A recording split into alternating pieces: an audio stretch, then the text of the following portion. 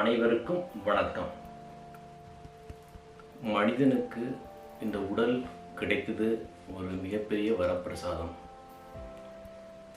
மனிதன் இந்த உடலை என்ன பண்ணுறான் பார்த்தீங்கன்னா, இந்த உடலினுடைய ஒரு அருமை தெரியாமல் இந்த உடலை தேவையில்லாத ஒரு பொருட்களின் மூலமாக, தேவையில்லாத உணவுப் பொருட்களின் மூலமாக இந்த உடம்பை சிதைக்கின்றான். அதாவது இந்த உடம்பில் தேவையில்லாத நச்சுப் பொருட்கள், புகைப்பிடித்து, மது பழக்கம் போன்ற ஒரு தவறுதலான உடம்புக்கு தகாத ஒரு கெமிக்கல்ஸ் இதெல்லாம் உட்கொள்வதனால, அதெல்லாம் உட்கொள்வதனால உடம்பில் உள்ள தேவையில்லாத நோய்கள்லாம் வருகின்றது. இந்த உடம்புல, இந்த சமுதாயத்தில் பார்த்தீங்கன்னா எல்லா தவறுகளும் பார்த்தீங்கன்னா இயல்பாக மாறிவிட்டது. அதாவது புகைப்பிடித்தல் இந்த உடலுக்கு தீங்கு விளைவிக்கும்.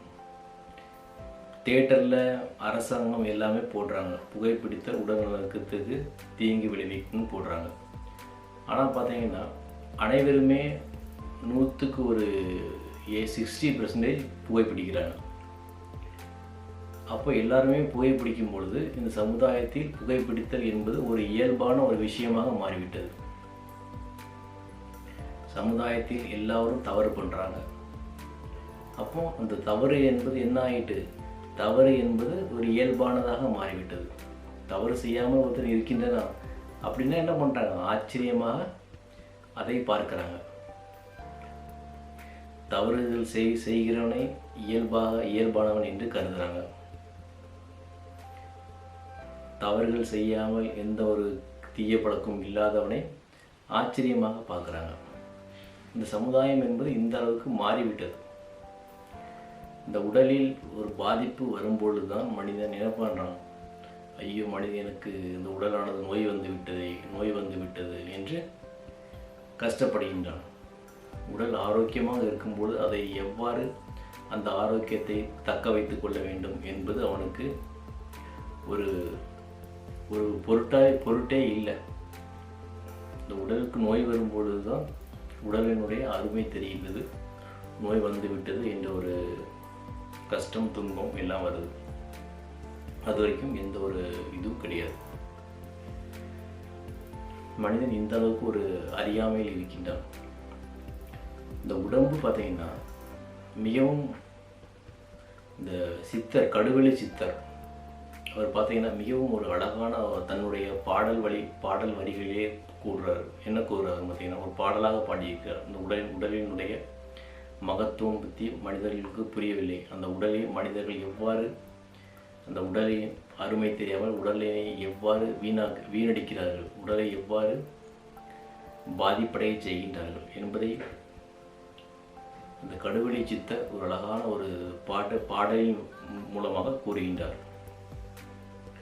நந்தவனத்தில் ஒரு ஆண்டி, அவன் 4-6 மாதங்களாக ஒரு குயவனை வேண்டி கொண்டு வந்தான் ஒரு தோண்டி, மெத்த கூத்தாடி போட்டுடை தாண்டி அப்படின்னு ஒரு கடுவெளி சித்தர் பாடுறார். அதாவது நந்தவனத்தில் ஒரு ஆண்டி, இதில் நந்தவனம் என்பது தாயின் கருவறையை குறிக்கின்றது. நந்தவனத்தில் ஒரு ஆண்டி, அந்த ஆண்டி என்பதை நம்மை குறிக்கின்றது, அதாவது ஒரு மனிதனை குறிக்கின்றது. அவன் 4-6 மாதமாய் குயவனை வேண்டி, இதில் 4-6 மாதம் என்பதனை 4 + 6 10, தாயின் கருவறையில் அந்த 10, 4 + 6 அந்த எண்ணிக்கை 10 மாதம், அந்த எண்ணிக்கையை அடிப்படையாக அந்த 4-6 மாதம்னு சொல்கிறார். குயவனை வேண்டி, அதாவது குயவன் என்பதை இங்கு யாரை குறிக்கிறார்னா கடவுளை குறிக்கின்றார். குயவனை வேண்டி கொண்டு வந்தான் ஒரு தோண்டி, அதாவது இதில் தோண்டி என்பதை நம்முடைய உடலை குறிக்கின்றது. தோண்டி கொண்டு வந்தான் இந்த உடலை, அதாவது கொண்டு வந்தான் ஒரு தோண்டி.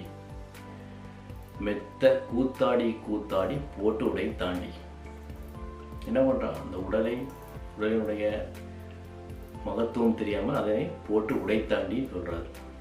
அதான் உடலை கெடுத்து நோய்வாய்ப்பட்டு உடலை வீணடிக்கின்றான், மரணம் அடைகின்றான் என்பதை கூறுகின்றார். அதாவது என்ன சொல்கிறாங்கன்னா, தாயின் கருவறையில் 10 மாதங்களாக அந்த கடவுள் குயவனை வேண்டி கடவுளை நோக்கி கடவுளை வேண்டி அந்த உடம்பை எடுத்து வர்றான். ஆனால் என்ன பண்ணுறான், 10 மாதங்களாக தாயின் கருவறையில் இருந்து உடம்பு எடுத்து வர்றான். அதனுடைய அருமை தெரியாமல் என்ன பண்ணுறான், உடம்பை ஆரோக்கியமாக பேணி பாதுகாக்காமல் உடம்பை என்ன பண்ணுறான், தேவையில்லாத உணவு பழக்கம், தேவையான நச்சு பொருட்களை உட்கொள்ளுதல் போன்ற விஷயங்கள் மூலமாக உடனே என்ன பண்ணுறான், தேவையில்லாத மன அழுத்தம், துன்பம், பயம் இது போன்ற விஷயங்களினால் மனிதன் தன்னுடைய உடம்பையும் வீணடித்து என்ன பண்ணுறான், உடம்பை சிதைக்கின்றான். இதன் மூலமாக உடம்பை கெடுக்கின்றான். இதைத்தான் அவர் கடவுளை சித்திரலாக பாட்டின் மூலமாக கூறியிருக்கிறார். மனதையும் உடலையும் ஆரோக்கியமாக வைத்திருப்போம். அனைவருக்கும் நன்றி.